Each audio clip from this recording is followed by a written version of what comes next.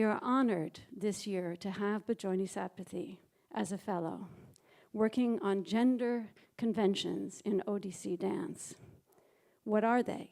Can they be expanded within the limits of the form or escaped entirely? And at what cost?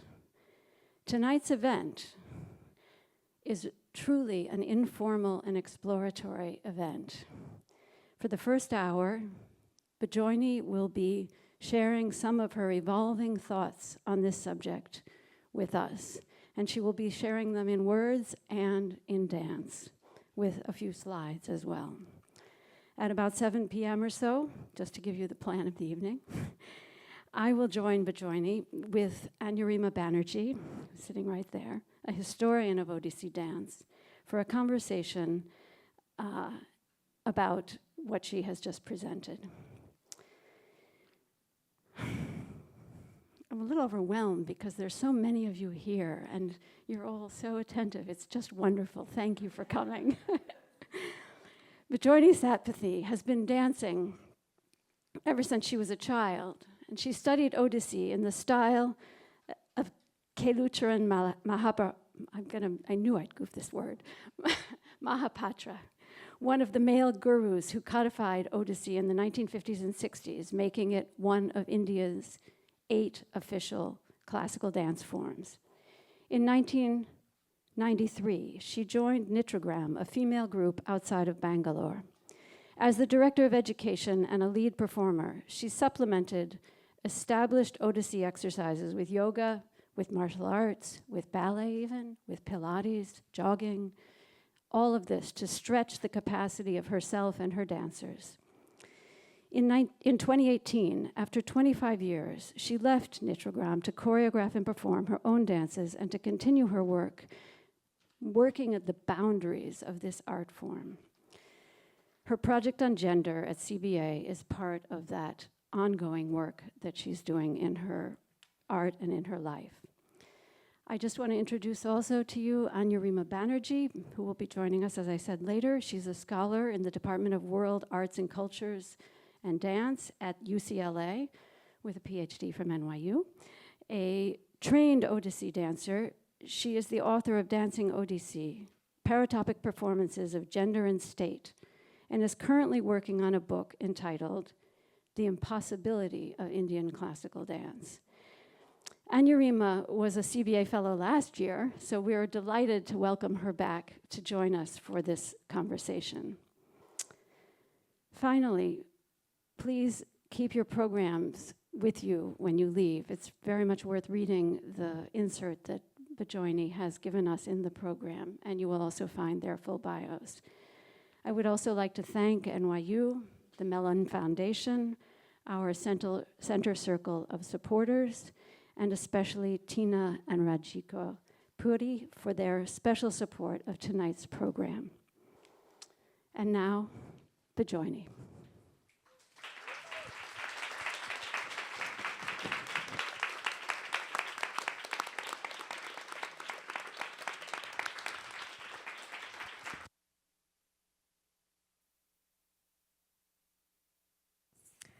Thank you, Jennifer. Namaskar and welcome to everyone. I practice Odissi dance, and Odissi is a traditional dance of India. There are traditionalists, there are modernists who practice this dance form, and they all protect and preserve this dance form equally carefully until today. In the recent times, I have been delving deeper into some of the sensitive, unspoken areas and territories of this dance form with questions that intrigue me, that are important to me. And one such is what I'm following here about gender. It's a very challenging subject, and the progress is really slow. But I'm extremely thankful to Jennifer and the entire team of CBA for this fellowship, which allows me dedicated time to pursue this at my time. So today what I have prepared to present is a presentation that takes us back to the history of Odissi through the lens of gender and character representation in terms of the vocabulary of the dance form, in terms of the presentation, the repertoire, and the content, the stories that we tell. And then, hopefully, this will establish why I find this subject so challenging and why it's taking me so long. It's hard.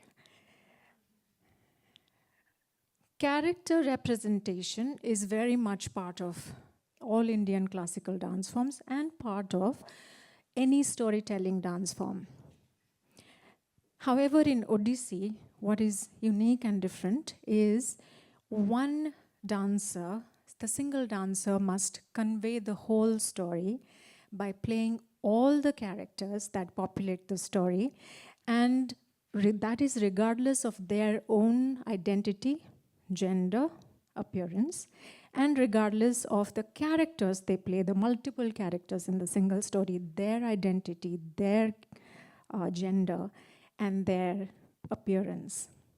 This creates and provides the dancer, and it has certainly provided me, a certain richness and power within to expand beyond myself, my identity, to become another.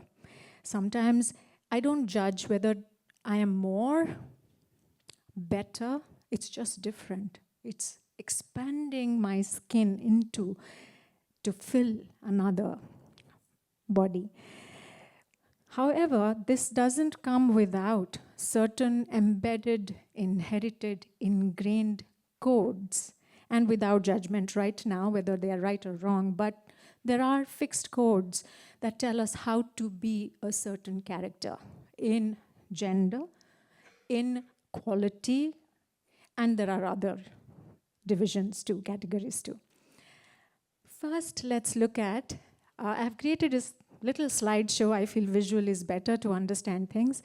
The history, the complex history, through a gendered lens of the evolution of Odissi. Odissi takes inspiration from multiple art forms and multiple practiced movement traditions from the region of Orissa in India. Two traditions are very, very important in its history. One is the temple dance tradition called Mahari dance, where young girls were dedicated to prominent temples in Orissa, and after intense training in dance, music, mythology, poetry, sacred rituals, they were consecrated to the main deity of the temple. Their service was to serve the deity by performing for the deity inside the temple and outside the temple in festive processions and festive occasions. This was practiced only by women. The next tradition that's, again, very important in its history, practiced till today, is called Gotipua tradition, where young boys between the age of 4 and 12, under the age of puberty, dance to devotional songs dedicated to Lord Vishnu as part of the Vaishnava religion that believes all of humanity, in fact, all living beings are of feminine energy, seeking reunion with the single male Godhead, Lord Vishnu. They danced in feminine attire, and they danced till they were 12 years old. And consistent to the capacity of young boys' body, they performed acrobatic, gymnastic, yoga-like dynamic movements from which Odissi vocabulary borrows heavily from. Then something interesting happened in the post-colonial era when Odissi dance was reconstructed by a handful of masters, all male, historians, literary scholars, the Gotipuas who grew up to become adult dancers, and theater artists. And the source of this reconstruction were these practice traditions, other art forms, and mainly temple sculptures called Alasa Kanya. Alasa Kanya literally means woman in a posture of repose. When you look at this Alasa Kanya, you can see some of them in faint. I should point towards that. These are the postures of women.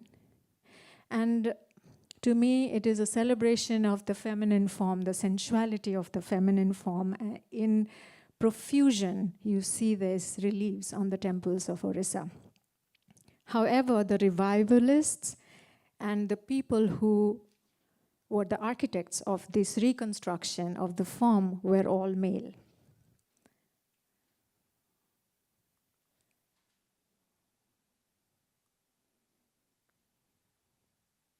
And from them came the first line of gurus, who were all male.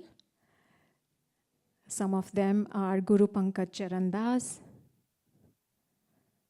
Guru Kelucharan Mahapatra, Guru Deva Prasad Das, Guru Mayadhar Raut, and Guru Surendranath Jaina, Guru Ramani Ranjan Jaina. They taught mostly female students and some male artists. Until the 90s, we didn't see female gurus, women gurus. From this reconstruction comes the science of the vocabulary of the Odissi body. And what is to note is the basic body postures around which the vocabulary is constructed. One is Samabhanga, the position of equilibrium, the standing, straight standing position. When there is a bend created at the waist, by the deflection of the torso, it becomes Abhanga.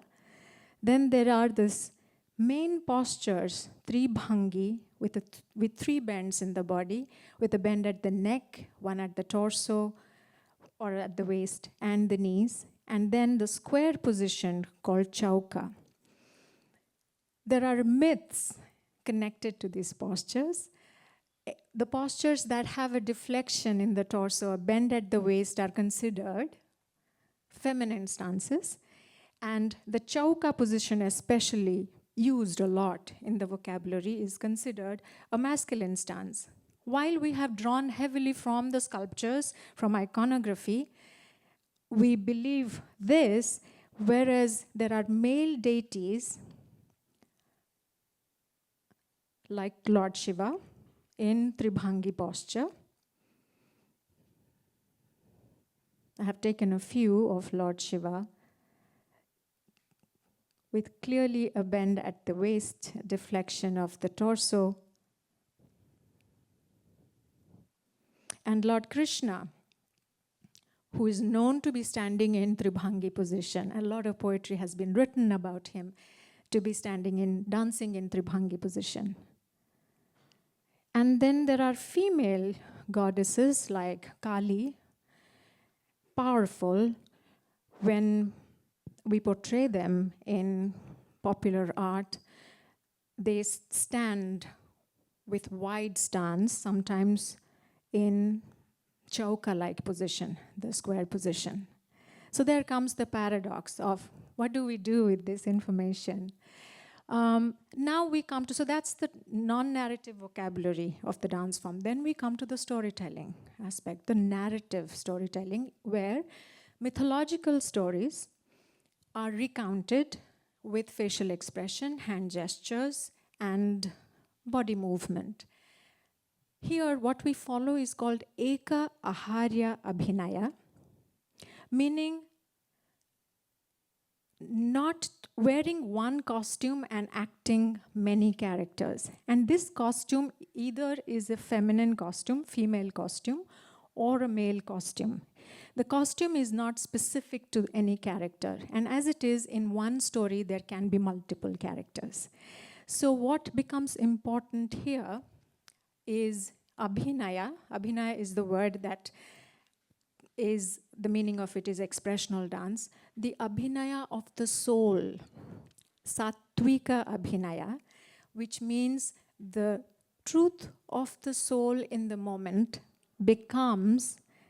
makes the character come out, makes the story convincing to the audience. And that is where the transcendence of the soul begins to happen. I feel like the self of the identity self, any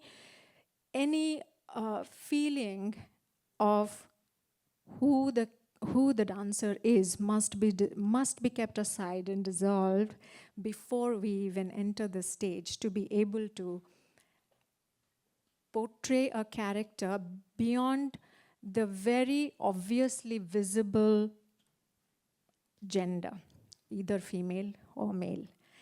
Today I have prepared 4 dances to show the array of character that we can depict.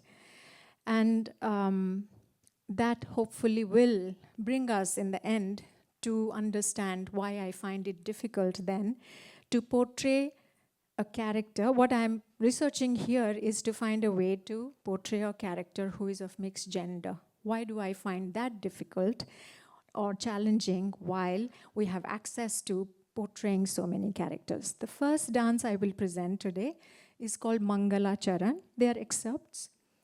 Mangalacharan literally means auspicious rituals. This dance contains auspicious rituals that were followed in the temples, that continued to be followed in the temples in the worship of the deities.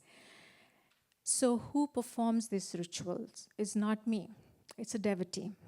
So even though this dance is not considered to be an expressional dance, it becomes an expressional dance because the protagonist is a devotee. So I must enter the stage as a devotee to perform these rituals. Then there are salutations, there are invocations to the deities. In these excerpts, there are 2 deities we invoke. One is the presiding deity of Odissi dance, Lord Jagannath, and secondly, the elephant-headed deity, Lord Ganesh. The choreography works in such a way that there is a constant back and forth between being the god, being the deity, and becoming the devotee. We must go in and out of each constantly to convey, to establish the greatness of the deity, which evokes the intensity of the devotion that the devotee tries to present. Excerpt of Mangalacharan.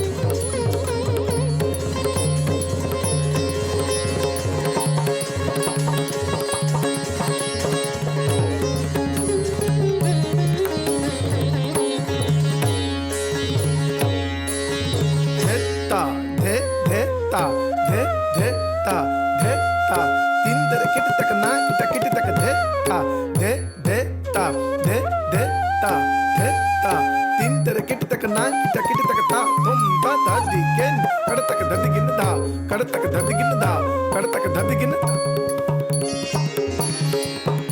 Jagannath स्वामी नयन पथगामी भवा तुम्हें जगन्नाथ स्वामी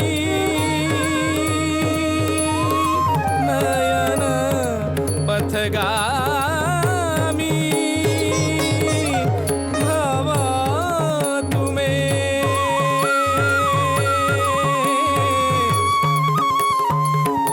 जगन्नाथ स्वामी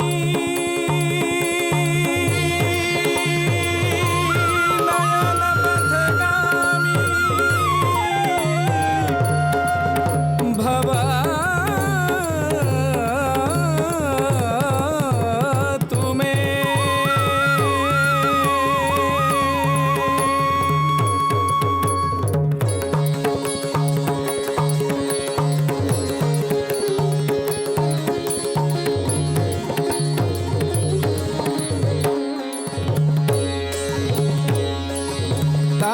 kita di halang tatta tatta taketa tatta taketa tatta taketa ta jom tatta kritik dadigin din dinak dinita trikr dinna ta dinak dinita trikr dinna din dinak dinita trikr dinna ta dinak dinita kritik jana din dinak dinita trikr jana din dinak dinita kritik jana din dinak dinita kritik jana kad tak dadigin da kad tak da kritik dadigin da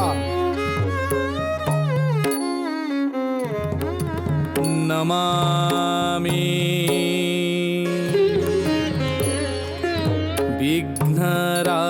विघ्नराजत्वं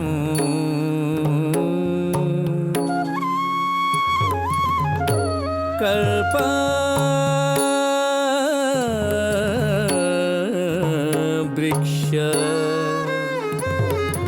स्थल स्थितम्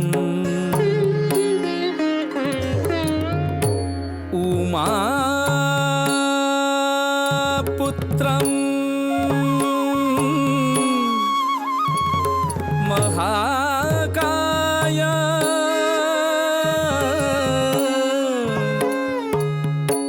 दन्तिकं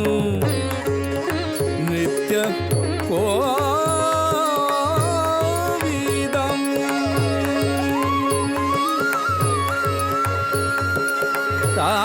ताण्डव प्रियं पुत्राय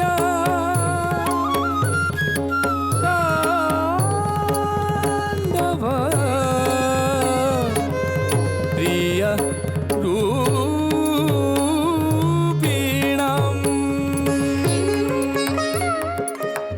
नमो चिन्तामणि नित्यं शुद्धा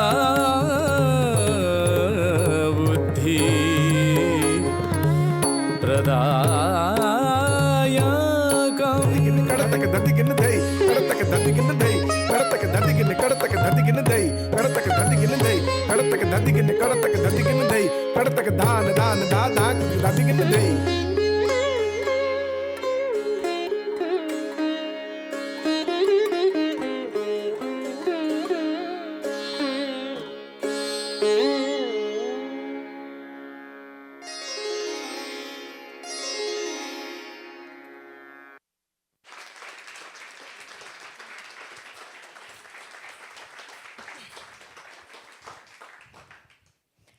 Thank you. The next dance has characters that are from your neighborhood, everyday characters. And they belong to, perhaps, we have high quality characters, medium quality characters, low quality characters.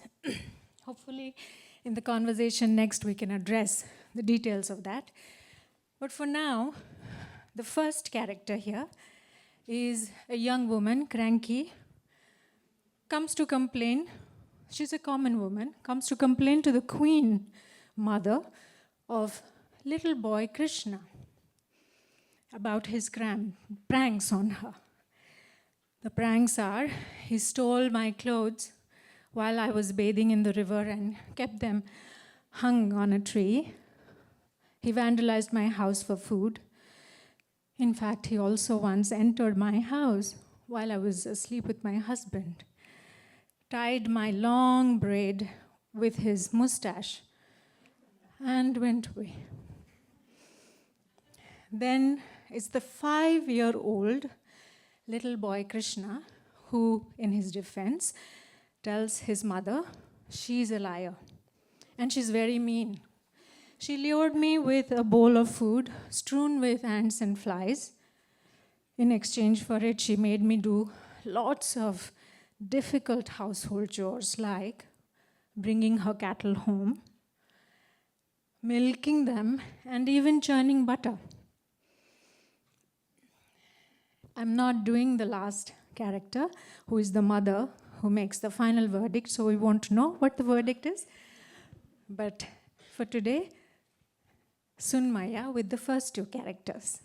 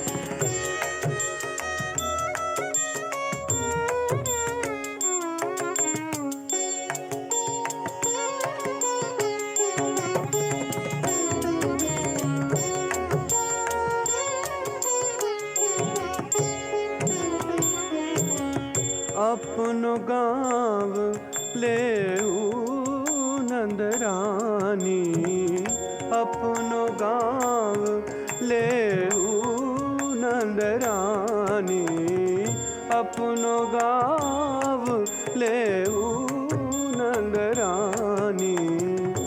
बड़े बाप की बेटी जाते, बड़े बाप की बेटी जाते, पूत हो भले पढ़ावत वानी।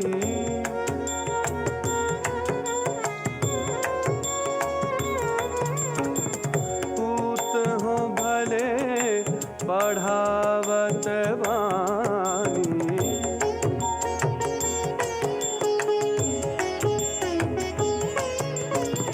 पूत हो भले पढ़ावत वानी।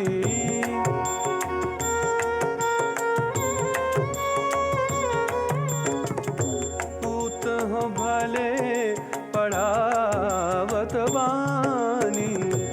सखा भीड़ ले बैठत घर में, आप खाए तो सही सखा भीड़ ले बैठत घर में, आप खाए तो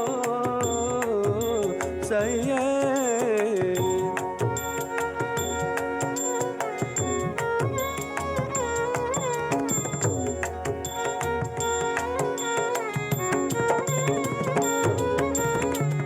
सखा भीड़ ले बैठत घर में, आप खाए तो सही है।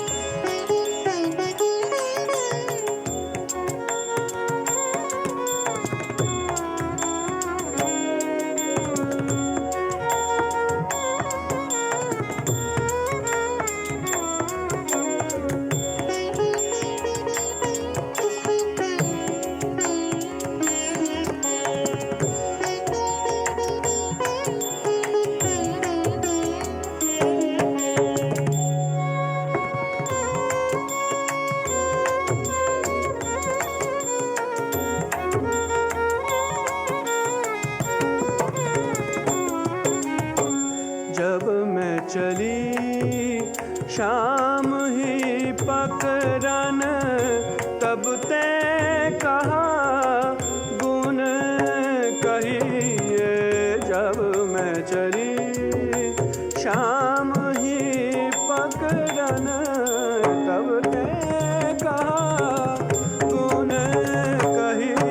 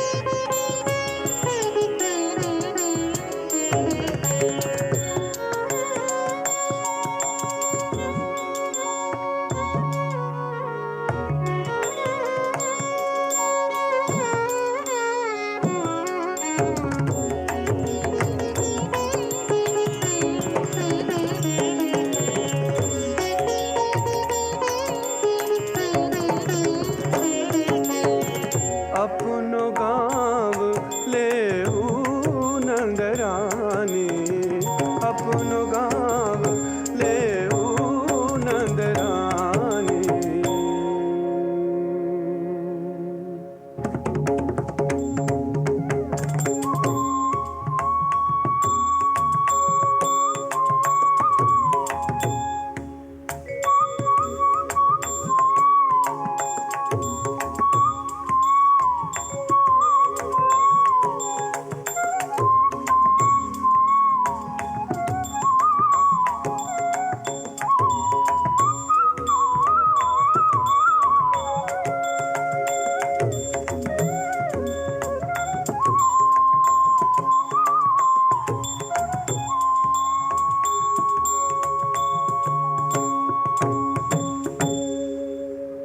सुन मैया या के गुण मोसो, सुन मैया या के गुण मोसो, सुन मैया या के गुण मोसो, सुन मैया या के गुण मोसो।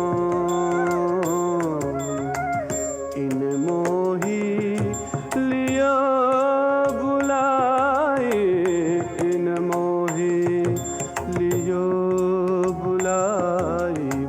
दधि में परी सहत की चींटी, दधि में परी सहत की चींटी मुँह पे सभी कड़ाई मैया दधि में परी सहत की चींटी दधि में परी सहत की चींटी मुँह पे सभी कड़ाई मैया टहल करत जाके घर की मैं टहल करत जाके घर की मैं टहल करत जाके घर की मैं टहल करत जाके घर की मैं टहल करत जाके घर की मैं टहल करत जाके घर की मैं टहल करत जाके घर की मैं टहल करत जाके घर की मैं यह पति संग मिल सोए यह पति संग मिल सोए यह पति संग मिल सोए सुन मैया के गुण मोसो सुन मैया के गुण मोसो सुन मैया के गुण मोसो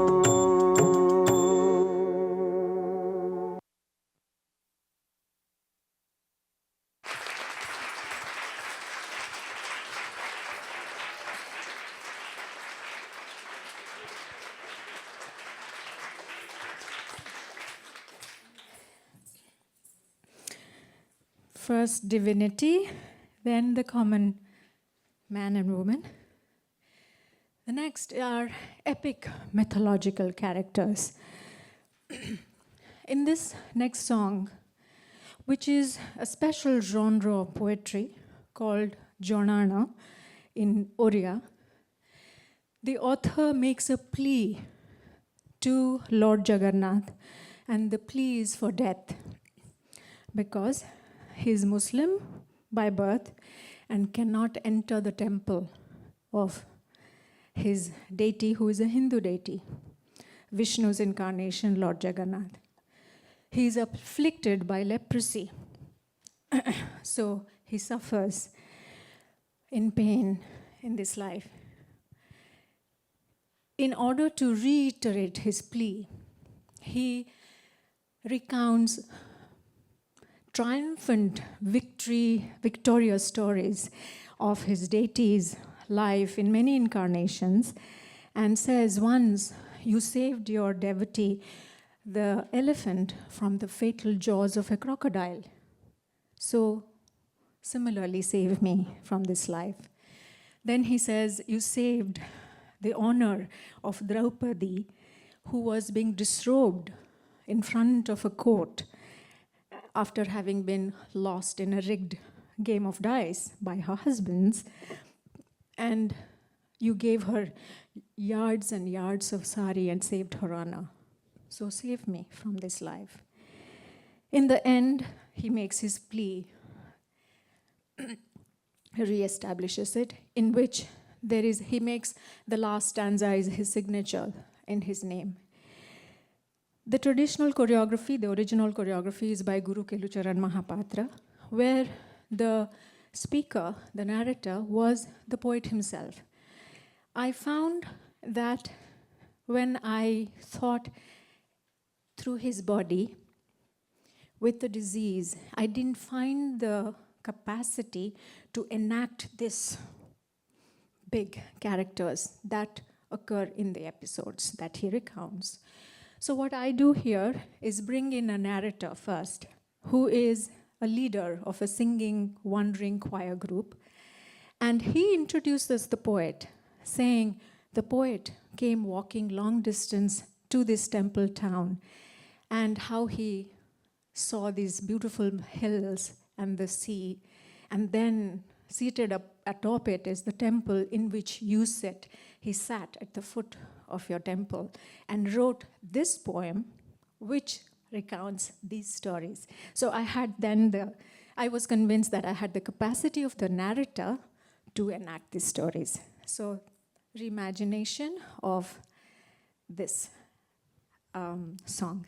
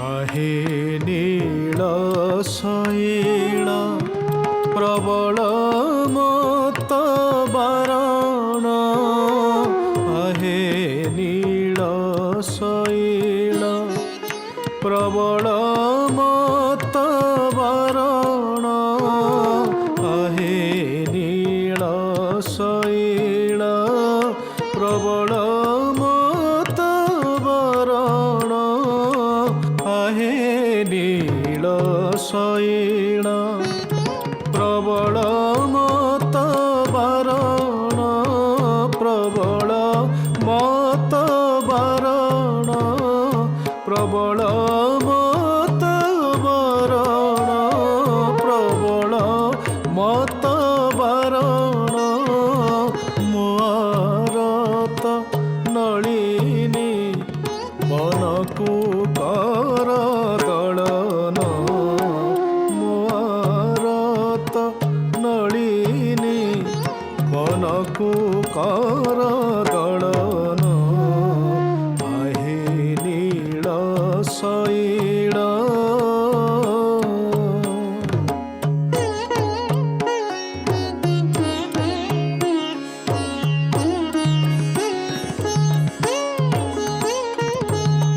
गजराज डाक देला थाई घोर जलेण गजराज डाक देला थाई घोर जलेण गजराज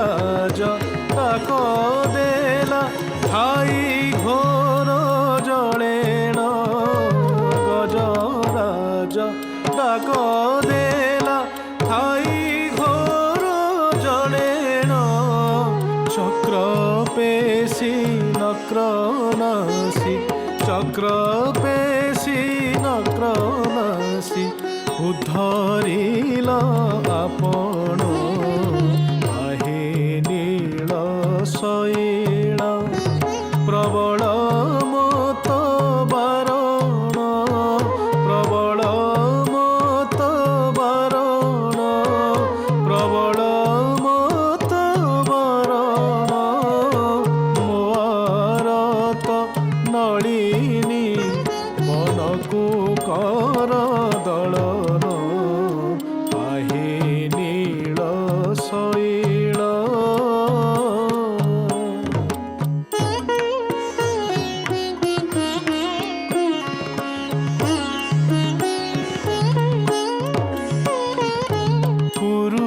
सभा स्थले शुणी द्रौपदीर जनान कुरु सभा स्थले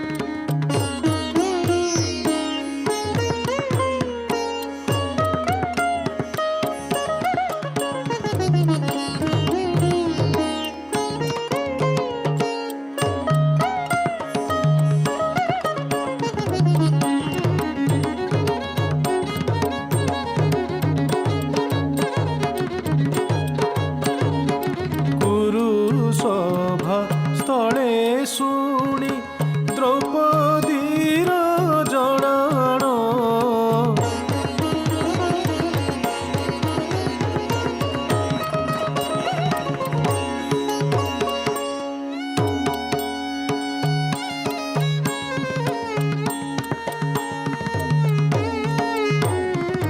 कुरु सभा स्थले शुणी द्रौपदीर जनान कुरु सभा स्थले शुणी द्रौपदीर जनान कुरु सभा स्थले शुणी द्रौपदीर जनान कुरु सभा स्थले शुणी द्रौपदीर जनान कुरु सभा स्थले शुणी द्रौपदीर जनान कुरु सभा स्थले शुणी द्रौपदीर जनान कुरु सभा स्थले शुणी द्रौपदीर जनान कोटि वस्त्र देई हेले कोटि वस्त्र देई हेले लज्जा कल बारण आहे नील शैल प्रबल मत बारण प्रबल मत बारण मोरत नलिनी मनकु कर दलन आहे नील शैल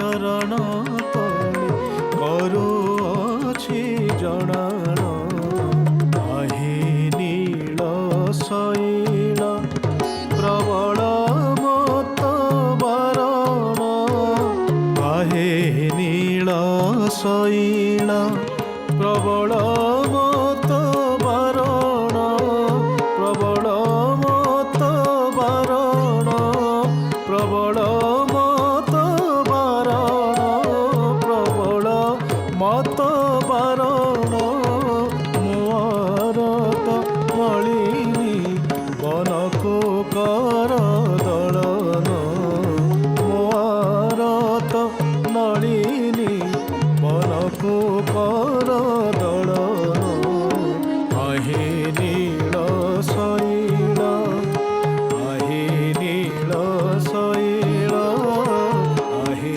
नील शैल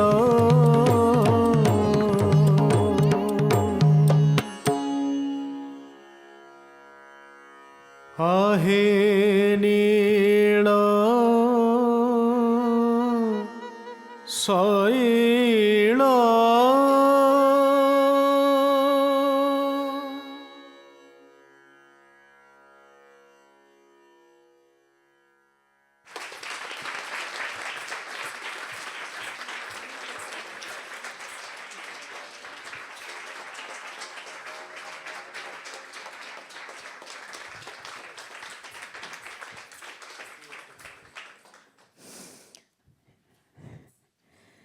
The last dance is very close to my heart.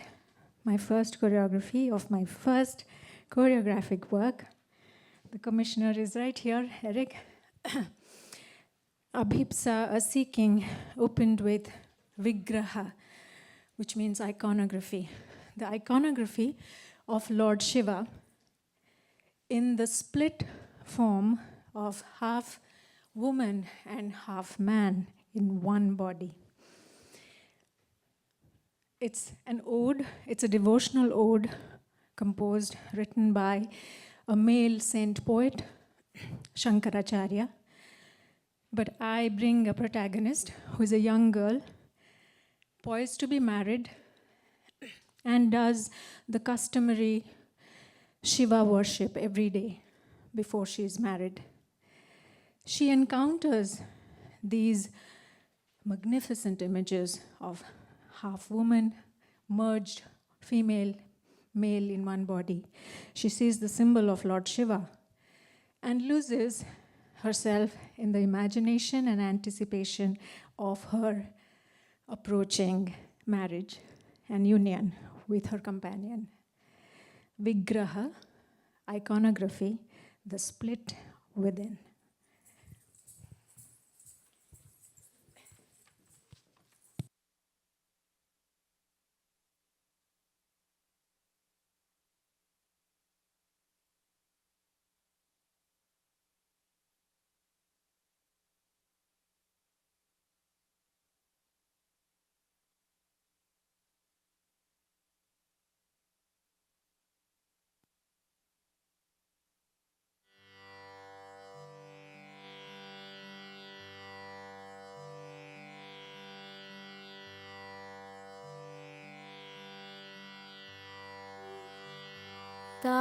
Tanum, tanum,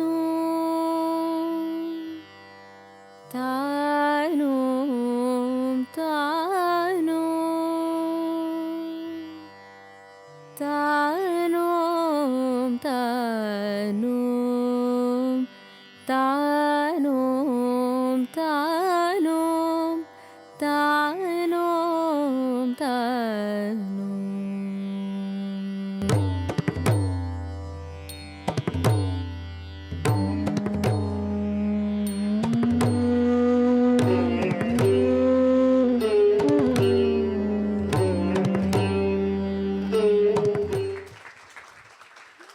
Thank you for joining.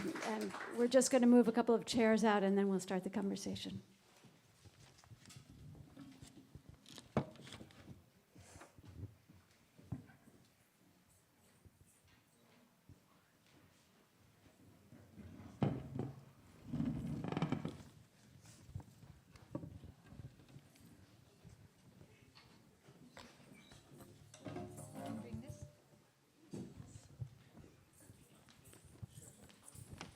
First of all, Bijayini, thank you for that beautiful performance.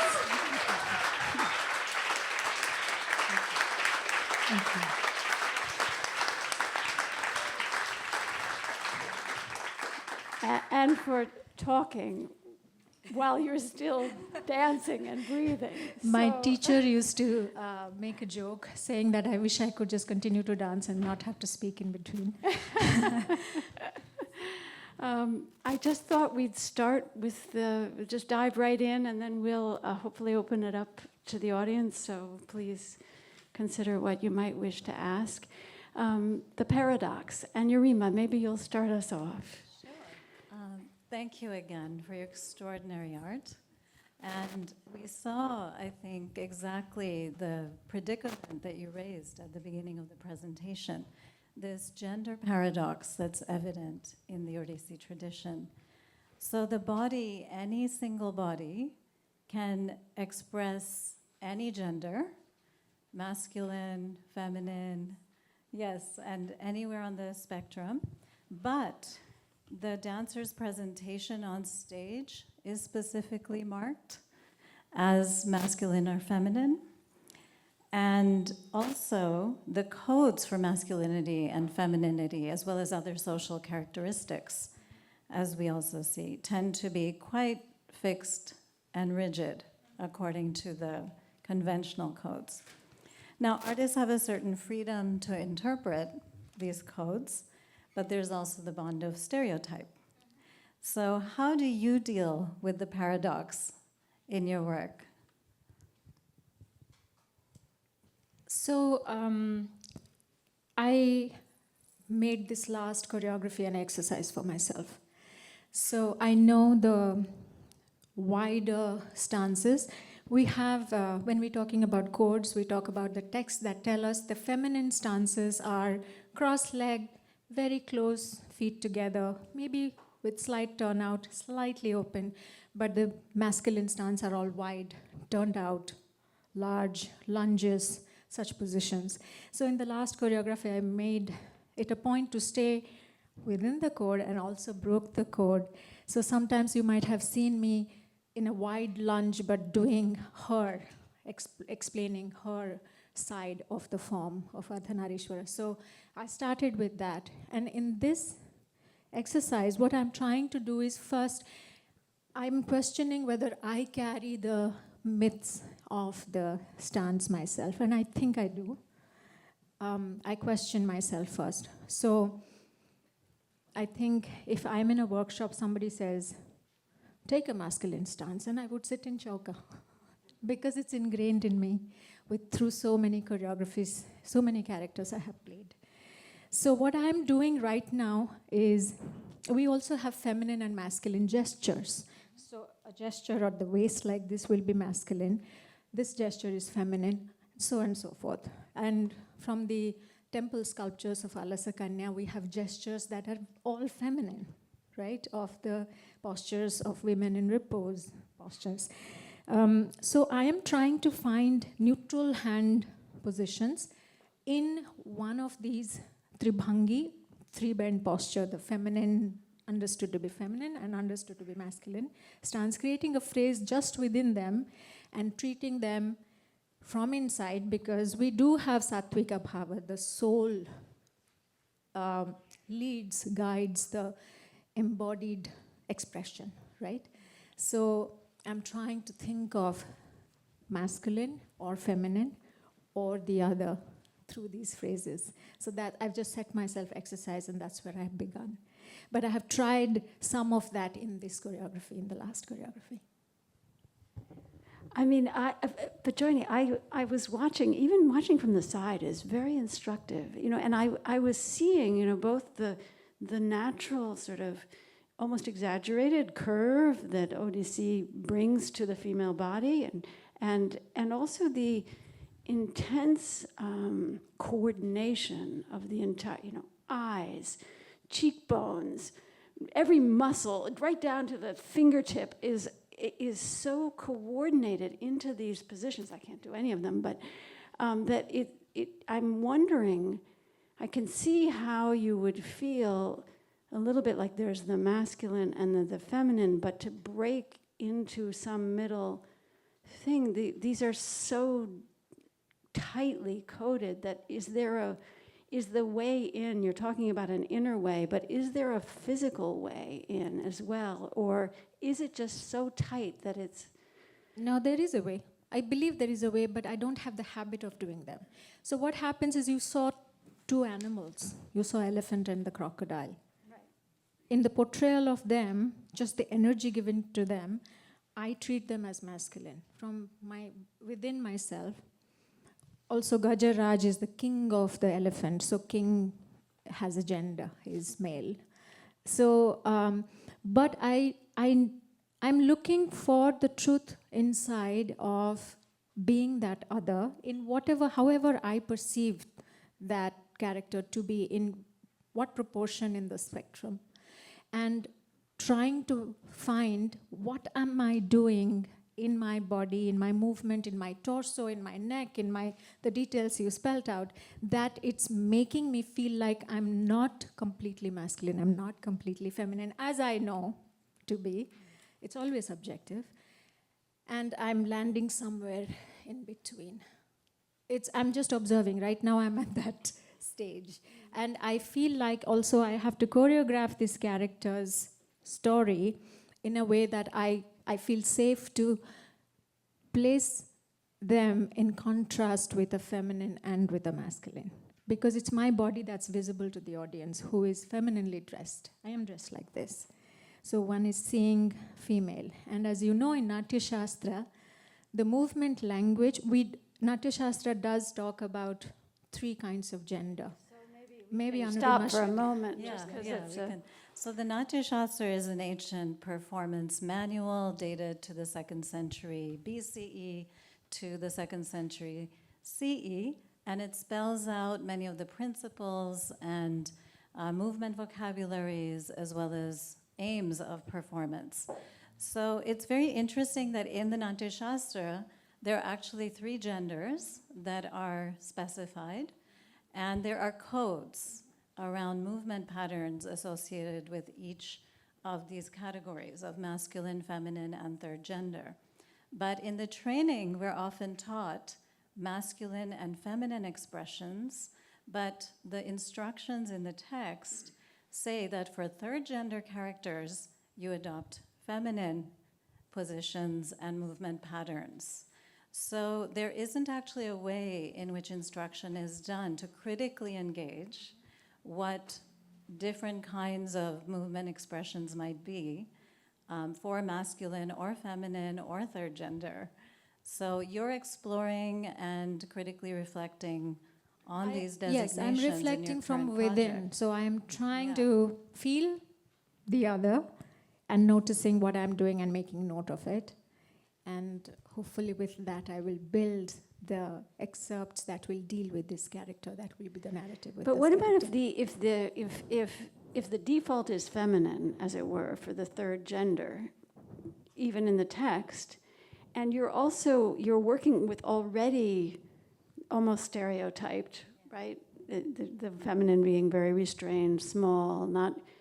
So if you're working with, do you have to sort of start over in some way? And my other question would be, what about the stories? Are they part of the problem, or do you need to rewrite the stories, which you've begun to do? Yes. You're telling us you're adding a narrator. You're Yes. taking it from the young woman's point of view. Yes. Well, the challenge is that, like I said, in the 40 years of my dancing experience, I haven't danced a character that is not masculine or feminine. I haven't. I dance animals, but they are either male or female. So, or a little boy, male or female, male child or female child. So, yes, there is a challenge. And also when you look at, we have endless mythological stories. There are very few characters that are in between, that are not masculine, feminine. And that's why there is no embodied experience of how it is to be the other. So and that's why it's challenging. I don't know what else can I say. I am searching, and I'm creating a script so that I can juxtapose this character between a masculine and a feminine character in the building of the story. And also through these exercises, hopefully I will find a convincing way of embodying the character. Yeah, it seems to be especially interesting in that the mythologies are replete with gender variant characters.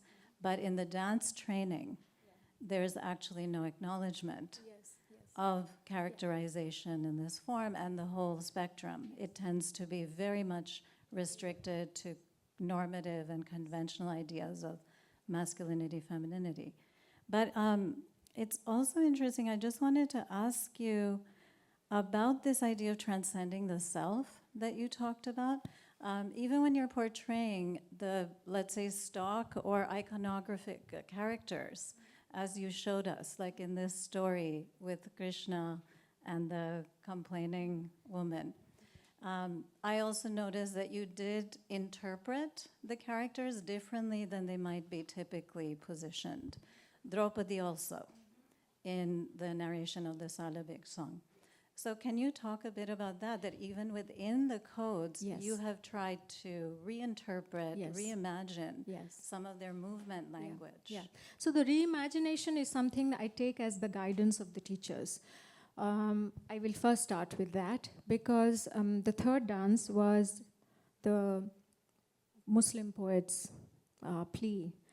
And to establish that, he says that I am different in religion in the end, in the signature stanza.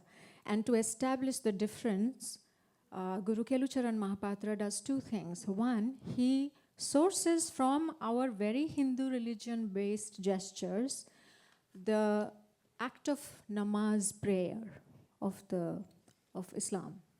So in the end, you saw that the poet is praying, doing namaz to Jagannath. So Guruji has reimagined. He sourced gestures from our canon of gestures to do something that is not within the realm of Odissi dance at all. So from this, I take guidance. And what I do is that I feel like the commoner, when she speaks to the queen, she doesn't have to be small and intimidated and so she speaks with agency, she speaks with power, she holds herself very confidently, even if she'll be brushed off in the end. But she stands equal to the queen and has a dialogue and speaks to her. And similarly, Draupadi, when she's dragged into the court, the gestures are very small. I wish I could explain every gesture and every nuance to show the changes that the interpreter brings. I think all dancers do that. In this, she's not only saying, don't do this, she's saying, dare you not touch me. Dare you touch me. She has a gesture saying that. And so these are personal interpretations that I bring in. And again, what I have done with the last dance, the female is not all cross legs and closed stance, and male is not wide stance, but I am creating constant struggle inside my body. It was in the beginning not very easy to find the feminine in the wider stances, but I have tried to do that. So I've been playing with these, just pulling away from the chords as much as I feel comfortable with. Hopefully these will take me closer to the middle ground. I mean, maybe we can take just a moment to before we ask for some questions to ask you about, you're working within this very prescribed tradition and you're making these changes. What has the reception been within the community, especially perhaps, and how does that play into your work, and how do you think about that? There's a lot of pushback. Sometimes the reimaginations are not welcome.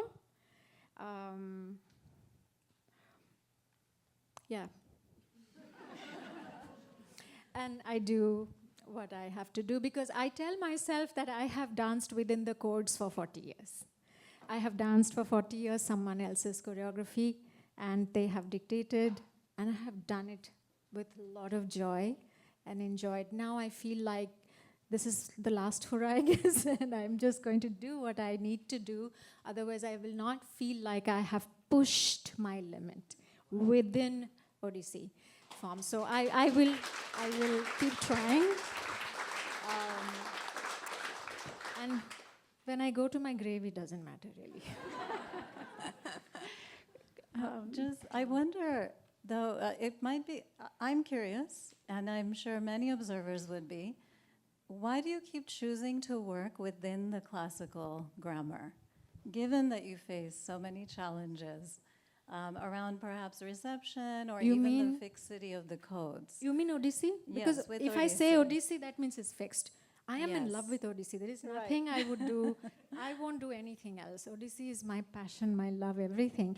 And I feel like if I can free myself, and there is a way, when I become another, I free myself from myself.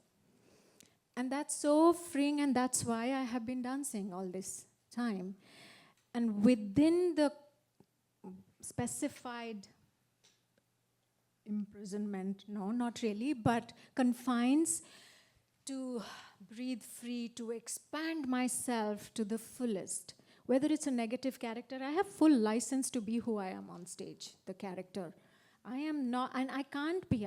I'm known to not express my anger. I'm known to just, if I get upset, just go to my room and cry.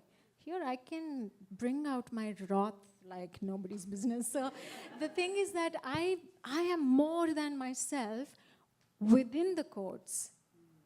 And if it gives me that, then I'm looking for more. I believe the dance has more.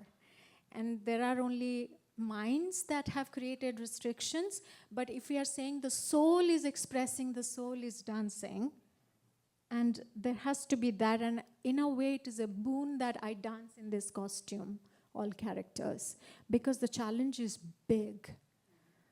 When I have to play a character that doesn't look like this, I have to convince myself first, then to convince the audience that it's someone else. And this is their gesture, whether it is coded or not coded. So I enjoy that freedom within the confinement much more. I feel like if I'm running on the street, then what's the challenge? Thank you. Thank you. I think that's very well said. Do people have questions, please? Yes, here. Take the mic from Shui. Hi, Bijayini. You just said you have to convince yourself in this costume before you can convince us. So when you're talking about gender in this costume, have you, just for yourself, before performing it, have you experimented with dancing in a male-coded costume? I don't mean, like kurta, whatever. I mean that, but I mean like, have you unadorned yourself of this costume? Okay, let me address it slightly differently. Sure. When we are traveling, it's not easy to take our practice outfit. You know what we wear. We wear a sari draped a certain way when we practice at home. And it may be habit, but in that I'm playing the characters, and also non-narrative dances where we don't tell stories. It is about weaving those beautiful sculptures together in a non-narrative dance. I feel very different in other clothes when I dance. It may be habit. I don't let anything go without questioning. So, yes, sometimes when I finish my conditioning, which is in yoga clothes, I do a little bit of dancing. It just feels like not right. The form doesn't sit right within. And also when I'm teaching online now, when I see students, I give them a lot of freedom. I don't specify a lot. I say that I need to see fitted clothes so that I can see your form, because the torso must be seen. And sometimes they wear fitted clothes like a tank top and maybe tight shorts coming till the knees. And it takes me a long time to get my eyes used to. So I know how coded I am. I'm fixed in a certain way of seeing the form. So it's a great question. But I know what I feel inside when I play a masculine character. It in a way, tears this costume out of my skin. I feel not this body at all. So that convinces me that the costume is, this appearance is really not the restraint, the constraint. It's the mind. The mind has to evoke that character. And I feel the challenge is I don't have access to this character now I'm thinking of, who is of mixed gender. I don't have enough access to it because also I do not have the habit of doing even a few characters as them. Yeah. Did I answer your question? Yeah. A little bit. More just like I was just wondering, what is it, if you were to do like the same program in a kurta pajama costume, what would that feel like? As in terms of embodying I have done self. I have done that. I have worn kurta pajama, but we wear kurta pajama also. It has to be a shirt and pant. Yeah, I haven't done that because I have blocks in my head. I accept that. I'm just asking, like, No, would it I feel think different? we're gonna let someone else ask another question. Thank you. Yes. Hi. Beautiful program. Thank you. I'm wondering, do you think that male dancers, have more opportunity for androgyny, for example? I mean, we see male dancers dressed as women, but all kinds of sort of shades of difference. And so have men been given that opportunity more than women? No, actually the characters don't exist. The dancers don't exist, so they don't have access to it. However, Guru Kelucharan Mahapatra was the most beautiful Radha. He was known to play Radha, this feminine character that no female dancer has been able to match, right? But nobody thinks that it's just because we say that she is Radha. I don't know whether the audience is convinced he is playing in this top bare body and a drape down, whether he is being a mixed gender or feminine, I don't know. But they haven't had the chance to play that character. But what I feel may be more convincing is for a man dressed as a man, start to do, stay strong, powerful. These will all create problems.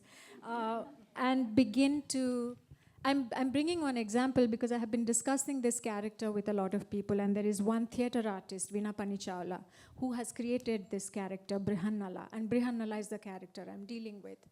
Arjuna transitions to Brihannala, a mixed gender, and then transitions back.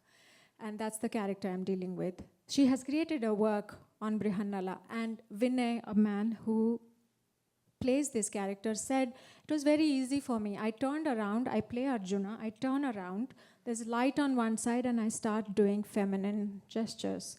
So he basically created a contrast of display of masculinity and then created femininity, and the audience perhaps believed that he was playing a kind of transitioning or mixed gender.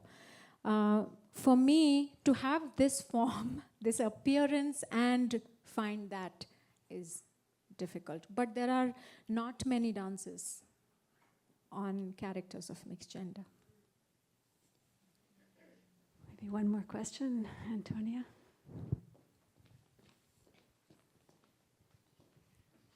It's a bit perhaps adjacent, but I wanted to ask about the music, because sometimes the music, just watching as someone that uninstructed, seems to be what you're following. In other words, are there moments when the choreography, there's an opening when you want to follow the rhythm of the tabla, or is that all pre-set?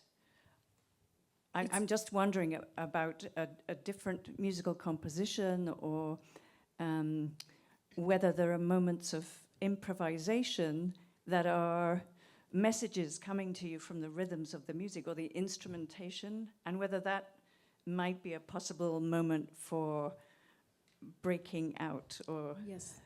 Cracking a bit these codes. Not so much the chords, but breaking the set choreography. Yes, these are all choreographed dances. I have choreographed the first dance, second dance. I have reinterpreted first dance and the last one. And second and third, I have reimagined. But I have given myself a way to go through them. So I know where I'm placing the person I'm speaking to. They are on the right side. So I can't move them left side. You know that because I have practiced. So that the truth of the soul we have to go beyond the body, the intellect, the emotion to then just be convincing. Yeah, that's what happens in Abhinaya. However, I think it takes a lot of experience to go beyond choreography and find spaces to stretch time, to delay in a moment. And that happens because so the effort is, I'm going back a little bit, we practice very hard to make the choreography a habit so that we can break that habit on stage and be in a state of wonder. And I feel like when I can be in the state of wonder, it's a good performance for me. And a lot of times in close proximity like this, in intimate settings like this, I get energy. I can't say that you are really giving me energy, but I do feel there is a give and take. And sometimes I feel like I want to stay in the moment a little longer, and I take that liberty, which means I give up something else and switch. But it's just knowing it backwards gives me the freedom to explore in the moment. And there were some such moments in this choreography also. Sometimes it's making a mistake, just blanking out. You have to make it up in the moment. And that's also exploration, just spontaneous exploration. Yeah. I think I saw that. Thank you. I'm being told that we are already over time, and I don't want to wear Bijayini out. So I want to thank you all for being here. Thank you to Bijayini, Anurima. Please take a bow.